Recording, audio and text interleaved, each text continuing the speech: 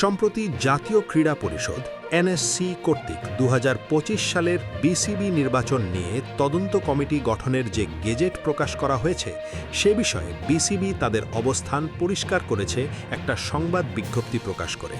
বিজ্ঞপ্তির সারমর্ম: বিসিবির বর্তমান পরিচালনা পরিষদ একটি গণতান্ত্রিক ও নিয়মতান্ত্রিক উপায়ে নির্বাচিত বডি যা গঠনতন্ত্র মেনে কাজ করে যাচ্ছে।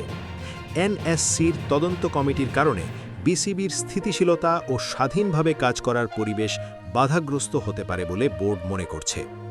আন্তর্জাতিক ক্রিকেটের নিয়ম অনুযায়ী একটি নির্বাচিত ক্রিকেট বোর্ডে বাইরের কোনো হস্তক্ষেপ আইসিসি খুব গুরুত্বের সাথে দেখে। এমন পরিস্থিতি তৈরি হলে আন্তর্জাতিক অঙ্গনে বাংলাদেশ ক্রিকেটের ওপর নেতিবাচক প্রভাব পড়ার ঝুঁকি থাকে। বিসিবি বিষয়টি নিয়ে ইতোমধ্যে আইসিসি নেতৃত্বের সাথে অনানুষ্ঠানিক আলোচনা করেছে।